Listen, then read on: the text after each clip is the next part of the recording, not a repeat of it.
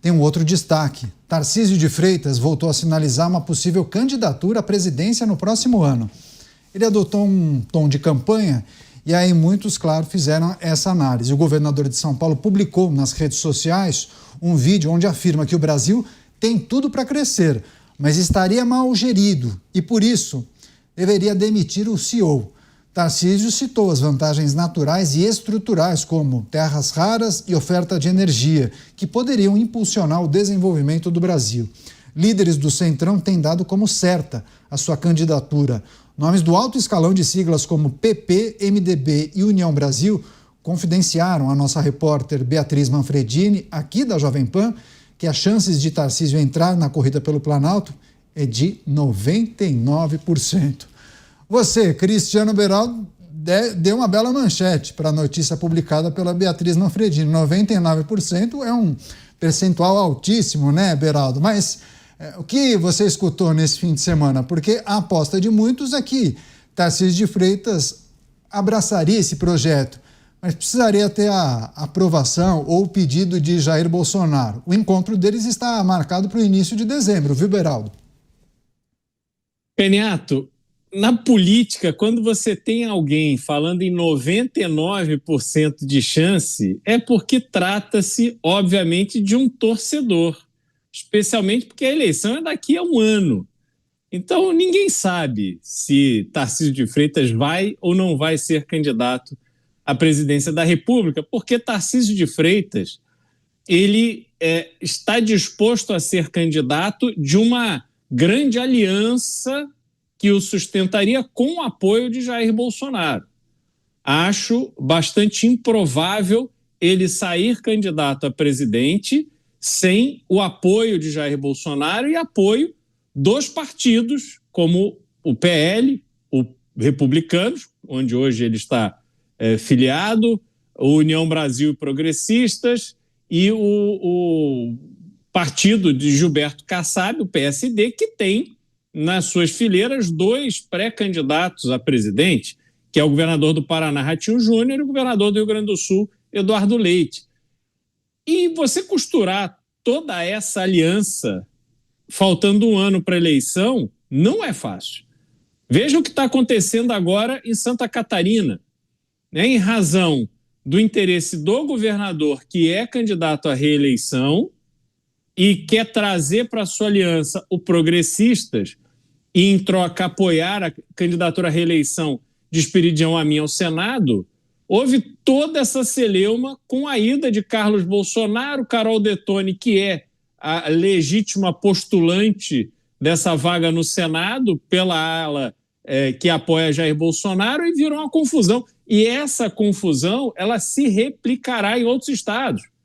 Como é que vai ficar, por exemplo, a situação de Mauro Mendes, que já disse que, enfim, os filhos do Bolsonaro estão fazendo uma lambança, que o Brasil precisa de paz, que o Brasil não pode ter mais polarização, que o Brasil agora tem que ser o país do paz e amor, entendeu? Todo mundo fumando o cigarrinho do capeta, quer dizer, o cachimbo da paz. Assim, isso você vai se multiplicando aí Brasil afora e não dá para você fazer essa costura dessa forma. Portanto, há um grande esforço do Centrão para fazer de Tarcísio de Freitas o porta-voz dos interesses do Centrão. Então, veja, é preciso separar o que o Brasil quer, o brasileiro quer, o que o brasileiro precisa, o que o Brasil precisa e o que é o interesse do Centrão. O Centrão, que vê em Tarcísio de Freitas o seu mais forte representante na eleição do ano que vem, ele não quer enfrentar o Supremo Tribunal Federal, ele não quer radicalizar no combate ao crime, ele não quer colocar a polícia para destruir barricada e tomar à força espaços que pertencem ao Brasil e não a esses vagabundos criminosos.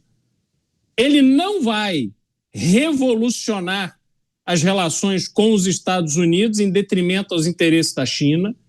Então, nada disso vai acontecer. Não será o governo radical. Não é que o Brasil quer, o Brasil precisa. O Brasil precisa de um governo radical contra o crime, radical para revolucionar a educação, radical para transformar a infraestrutura, radical na saúde, porque o Brasil não pode continuar passando a vergonha com seus índices de saneamento básico.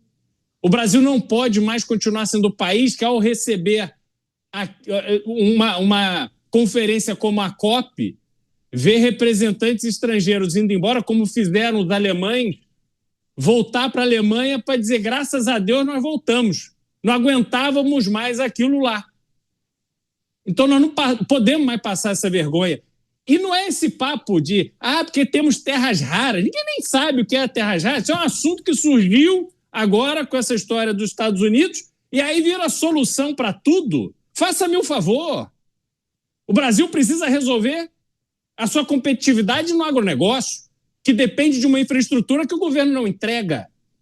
O Brasil precisa potencializar o uso da sua energia limpa. O Brasil precisa ter uma estratégia para combustíveis fósseis e não conversa fiada de transição energética. Agora vamos todos para o elétrico, porque a gente é muito clean. Então o Brasil precisa de uma administração radical a sério. E Tarcísio de Freitas não será essa pessoa. Não tem vocação para isso. Agora, o Centrão está de olho em ocupar a presidência da República com alguém que deverá favor a ele. Portanto, a candidatura de Tarcísio de Freitas, ela é uma candidatura deste consórcio do deixa tudo como está, mas com uma roupagem nova. É aquilo que o governador de Mato Grosso disse. É o Brasil sem polarização, paz e amor. Vamos nos abraçar, soltar pombinhas brancas, que vai ficar tudo bem. Só vai ficar bem para eles, porque para a população brasileira não ficará. É interessante isso, porque há críticas nesse sentido também aqui no estado de São Paulo, não é de agora, viu, Beraldo? Porque assim, Tarcísio é um técnico e se debruça sobre pautas que são urgentes, muito importantes e fundamentais. Só que ali no detalhe, né, nas entrelinhas, muitos analistas fazem a reflexão. Bom, quem cuida ou quem cuidou da articulação ou de muitos aspectos importantes não foi o Tarcísio. Ficou na mão do Guilherme Afif Domingos e também do Gilberto Kassab. Fico imaginando isso em uma proporção maior, né? Ele na presidência da República. Seria ele o representante do Centrão? Quem seriam os seus aliados, os seus assessores? Enfim, é de se pensar. Deixa eu passar para o Danúzio. Beraldo discorre sobre esse esforço do Centrão em transformar Tarcísio em o nome que melhor representa aos desejos e anseios dos partidos de centro. Mas eu queria te ouvir sobre essa mudança de postura do Tarcísio. Cada vez mais ele dá essa pinta de que estaria propenso a aceitar o desafio de disputar a presidência da República, mas há uma grande dúvida, né? Se ele seria o representante do Centrão e também, ao mesmo tempo, do chamado bolsonarismo. Conseguiria ele unir toda a direita? Aparentemente tem algum espaço, porque o próprio Bolsonaro já se declarou como de centro. Falou, inclusive, em algumas ocasiões, que a população elegeu alguém de centro quando criticavam essa proximidade dele com esses políticos aí do famoso Centrão. Mas, de fato, eu não vejo espaço para o Tarcísio ele se colocar como candidato à presidência se não houver aval do Jair Bolsonaro. É algo ali que aparentemente é inviável, porque, pelo menos nas últimas entrevistas, ele tem sido bastante transparente, pelo menos o que eu tenho sentido, no apoio que ele teve do Jair Bolsonaro para ele poder ser governador de São Paulo. É lógico que essa eleição do ano que vem, ela está totalmente em aberto, porque o que a população precisa, a gente ainda não sabe, a gente ainda não encontrou essa pessoa. A gente ainda não encontrou esse personagem, a gente ainda não encontrou esse político. Basta abrir as redes sociais e as figuras mais admiradas pela população, e isso daí não tem nada a ver com direita, tem nada a ver com, são só os extremistas que querem. O que as pessoas mais falam é sobre o Javier Milei na Argentina, ou seja, liberdade econômica, e o Bukele lá em El Salvador, ou seja, as pessoas querem a liberdade efetiva de ir e vir, que está na nossa Constituição. O que a população brasileira está querendo neste momento é saber quem vai entregar mais liberdades. Porque quem vive sob o jugo dos bandidos não tem liberdade econômica, não tem liberdade de ir e vir por causa dessa bandidagem. E quem não vive abaixo dessas máfias se sente também asfixiado por conta do governo. Porque mês sim, mês não, a notícia que sai no noticiário é a criação de um novo imposto, é a criação de uma nova taxa, ponto de o Lula agora está cogitando, inclusive, revogar a taxa das blusinhas, que é algo aí totalmente impensável. Um governo que fala em aumentar imposto de renda para a classe média, para as classes mais ricas, um governo que fala em taxar de dividendos, um governo que fala em taxar super ricos, de repente fala em revogar algum tipo de imposto. Então tem alguma coisa estranha aí. Talvez esteja percebendo que a população está extremamente sufocada, seja aquela que está vivendo em territórios controlados pela bandidagem, seja aquela que está efetivamente vivendo sob o comando do governo. Ambos os grupos, eles estão sufocados. Você, Mota, as críticas de Tarcísio de Freitas destinadas, endereçadas ao governo federal, o Brasil está mal gerido e, nesses casos, segundo o Tarcísio, é preciso demitir o CEO, Mota. Eu acho que o Tarcísio se arriscou nesse comentário, porque ele está esperando que quem ouviu o comentário saiba o que significa CEO, né? E eu acho que talvez muita gente a quem o comentário se aplica não vai ter a mínima ideia do que o Tarcísio está falando, né? Eu vejo que muita gente tem uma esperança que não é realista para a função de presidente da República. O presidente da República não é mágico, não é um profeta, não é alguém que vai dividir o mar para que os brasileiros passem rumo à terra prometida. Nenhum presidente da República vai dar jeito no nosso sistema de justiça criminal. Nenhum presidente da República vai dar jeito na nossa economia controlada pelo Estado. Nenhum presidente da República vai consertar um sistema de ensino que há 40 anos é infiltrado por ideologia de esquerda. A presidência da República é um componente desse panorama. É um componente, é o primeiro passo, ou um dos passos, talvez nem o primeiro, em uma longa caminhada que o Brasil precisa dar. Eu acho Tarcísio de Freitas um excelente candidato. E ainda mais quando você compara com as alternativas. Tarcísio de Freitas, no meu entender, é um fenômeno, porque ele fez uma transição praticamente impossível. Ele era um técnico dentro da estrutura do Estado, que se tornou ministro, teve uma atuação brilhante, depois disputou uma eleição dificílima. Olha, ter o apoio de Jair Bolsonaro não é garantia de nada. Eu quero lembrar a vocês que o Rio de Janeiro teve um candidato a prefeito aqui que tinha o apoio de Jair Bolsonaro e perdeu a eleição. Então, é lógico, o apoio de Jair Bolsonaro foi fundamental para a vitória de Tarcísio. Mas isso não tira de forma nenhuma o mérito do Tarcísio, que depois assumiu o governo do Estado e encarou desafios. Só vou lembrar um aqui, né? A história da Cracolândia. Não há nada para se fazer com relação à Cracolândia. Nós temos que acolher os traficantes, né? Porque aquilo ali não é. Eu quero lembrar o termo que se usa ou se usava para se referir à Cracolândia, né? Cena aberta de uso. Que bacana, né? Que termo bonito. Cena aberta de uso. O sujeito pega um cachimbo de crack, desce ao pior nível de degradação e a sociedade aceita, acha fofo. Existem até ONGs que defendem o direito do sujeito viver a degradação ali, né? Então, eu acho que uma presidência, uma eventual presidência de Tarcísio de Freitas vai ser um brilhante passo na direção certa, mas não será de forma nenhuma suficiente.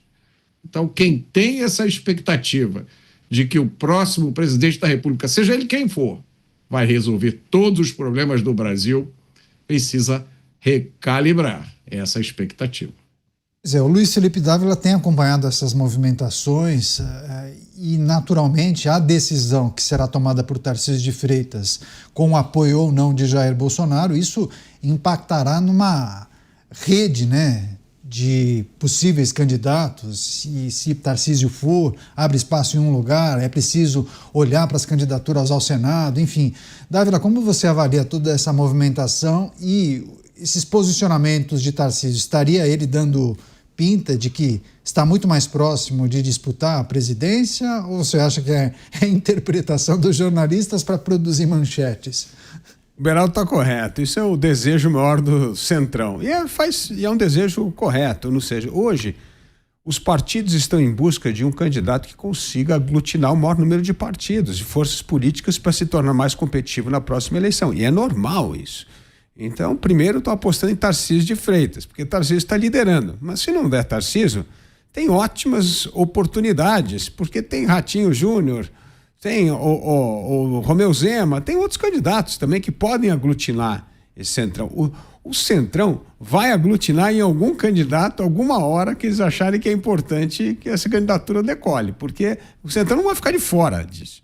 E não vai lançar 4, 5 candidatos. O Centrão vai tentar agir de uma maneira coesa em torno daquele candidato capaz de aglutinar o maior número de apoios e votos. E hoje, evidentemente, o nome de Tarcísio de Freitas é o que mais aglutina. Agora, Tarcísio só vai entrar nesta disputa se tiver mesmo o aval de Bolsonaro, porque ele não quer dividir a direita. Então, esse é um ponto fundamental.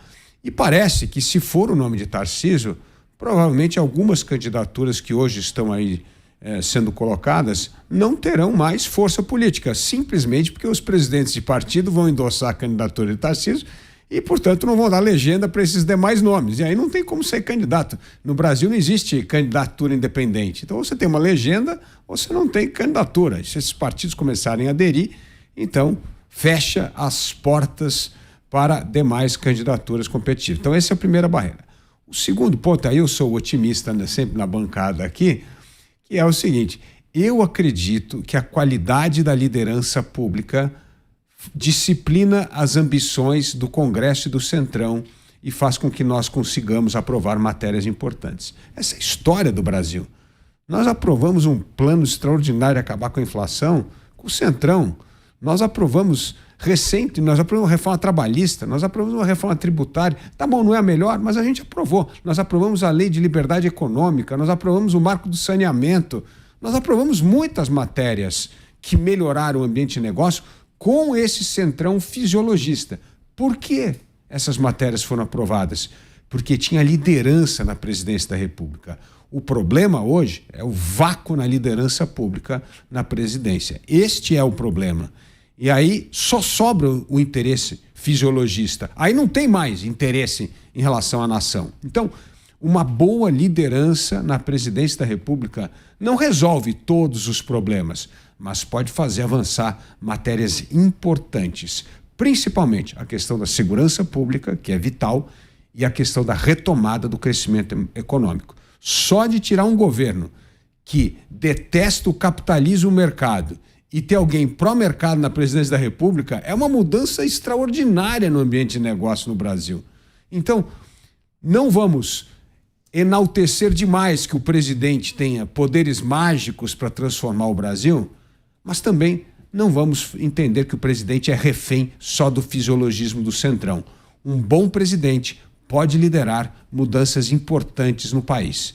E nós estamos tão céticos e cínicos em relação à política porque há muito tempo não tem alguém na presidência da República capaz de mobilizar as forças políticas para aprovar as reformas estruturantes do Estado brasileiro.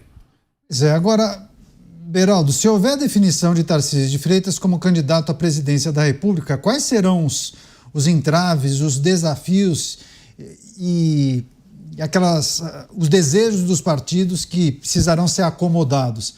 São os nomes para o Senado Federal ou a necessidade de troca de algumas figuras de partido? Fala, inclusive, na possibilidade de Tarcísio de Freitas disputar pelo PL, né? Já trouxemos essa informação aqui, enfim, abriria espaço no Republicanos. Quais são os probleminhas aí que precisariam ser resolvidos? Os candidatos ao governo do Estado, os candidatos ao Senado, quais partidos embarcariam nessa com Tarcísio de Freitas?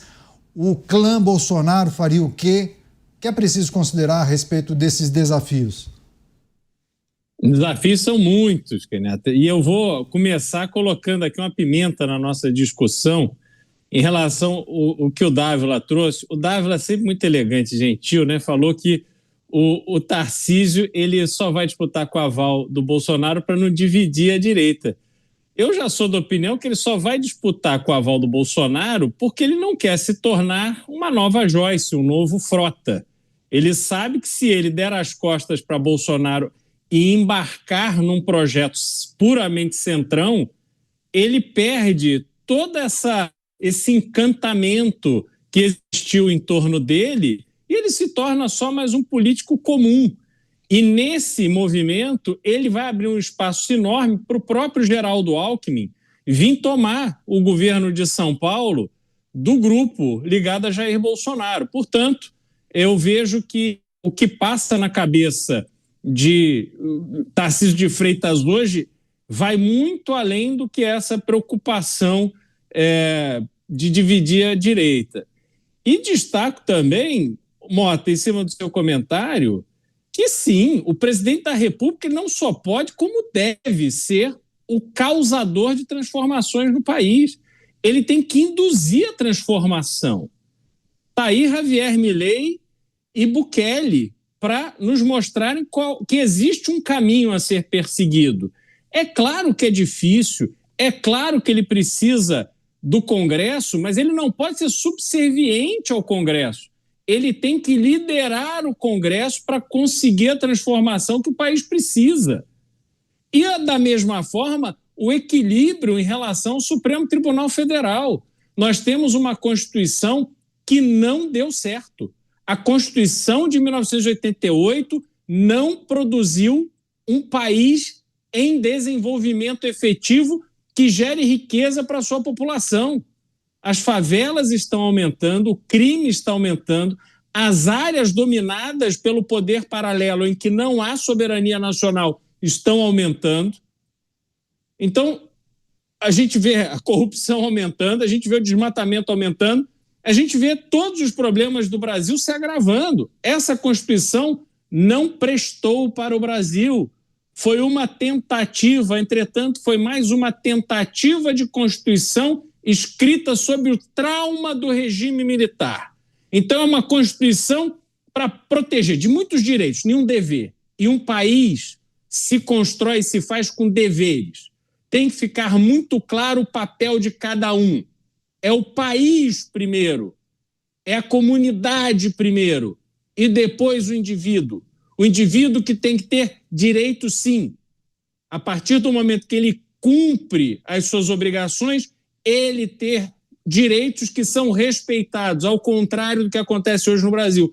Portanto, a transformação virá a partir de um presidente forte, determinado, corajoso, que não fique aí todo preocupado. Eu preciso defender meu filho, eu tenho essa preocupação aqui, mas veja, porque eu também tenho as minhas empresas. Não, tem que ser alguém que de peito aberto vai fazer a luta que precisa ser feita.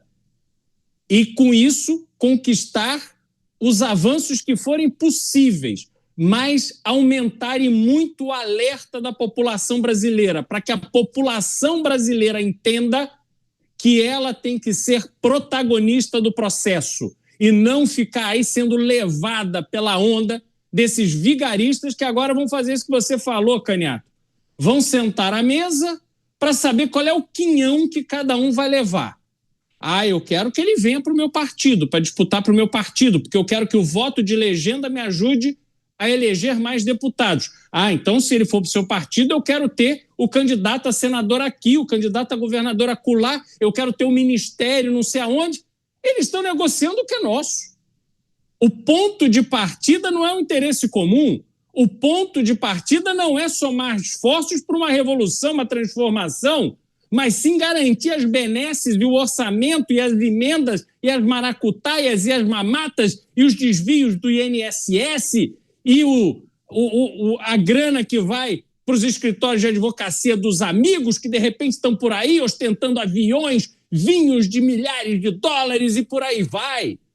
Essa dinâmica nojenta que destruiu o Brasil continua destruindo e precisa ser interrompida. E nessa mesa de negociação, onde vão decidir esses arranjos, é que eles vão garantir que o Brasil continue sendo destruído para a população, para beneficiá-los, como sempre aconteceu.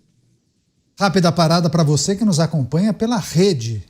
Nós seguimos aqui com as análises e os debates com os nossos comentaristas. Antes de passar para o Danúzio, o Beraldo fez 2 apontamentos sobre o que Dávila e Mota comentaram. Rapidinho, então, só para o Dávila fazer o complemento e depois o Mota. Sobre o que disse o Beraldo em cima do seu comentário. Vai lá, Dávila. Não, realmente esse é um jogo de xadrez, ou seja, se Tarcísio de Freitas sair candidato a presidente da República, ele precisa saber muito bem como ele vai cuidar do governo de São Paulo, porque arriscar disputar a presidência e perder o governo de São Paulo para a esquerda seria um desastre. Aliás, uma das coisas pela qual São Paulo continua sendo um estado pujante do Brasil é que a esquerda nunca governou São Paulo. Essa foi uma das virtudes de São Paulo ao longo dessa história. Então precisamos manter essa boa tradição de manter governos mais à direita e nunca deixar a esquerda, PT, né, chegar ao governo do estado de São Paulo. Então isso é muito importante. Mas este ajuste das eleições, tanto para o Senado como para o governo, dependerá da escolha do candidato à presidência da República. Você, Mota, o Beraldo trouxe a informação, na visão dele, o presidente da República, sim, tem que colaborar com o crescimento do país, pode ser um agente propulsor do crescimento, um indutor do crescimento do país. Vai lá, Mota. Bom, eu, em determinado momento do comentário do Beraldo, achei que ele estava descrevendo o Tarcísio de Freitas. Mas já que o Beraldo botou pimenta nessa discussão, eu vou botar um vatapá aqui. Porque nós estamos num país onde um presidente da República tenta nomear um superintendente-chefe da Polícia Federal e sai uma ordem judicial dizendo que não pode. E aí, faz o quê? Essa não me parece uma questão cuja resolução depende só do presidente. Porque mesmo a figura política mais articulada, num momento como esse, tem uma decisão muito difícil para tomar. E eu dei só um exemplo, né? Uma fartura de exemplos, como, por exemplo, o que a gente está vendo nesse momento, pessoas sendo julgadas num fórum que não é o fórum delas. Processos começados de ofício, acusações feitas em copia e cola. Como é que um presidente da República lida com isso? Eu acho que isso aí é um problema maior. Eu não vejo como um presidente da República vai conseguir lidar com essa questão. Eu acho que isso é, primeiro, uma questão do Congresso Nacional e depois uma questão de instituições. Pois é, deixa eu só verificar com a direção. Daqui a pouco a gente vai receber a rede, mas enquanto isso eu queria só chamar a nossa audiência para participar da nossa enquete do dia, publicada no portal da Jovem Pan. Seria muito legal se você pudesse participar da nossa enquete do dia, porque nós reunimos os assuntos importantes e sempre questionamos também, provocamos a nossa audiência para se manifestar sobre alguma coisa que trata do noticiário. O que você acha, você que nos acompanha, o que você acha da nova estratégia da oposição na Câmara dos Deputados de focar os esforços na aprovação do PL da dosimetria? Sim, eu não falei errado, PL da dosimetria. Aquele que tinha sido enterrado há algum tempo voltou, ressurgiu. Há informação, inclusive, que em breve ele poderá ser votado. O que você acha dessa possibilidade? Acha certo colocar em votação o PL da dosimetria? É a única possibilidade ou você não concorda e acha importante ainda insistir no PL da anistia? Vote em jovempan.com.br.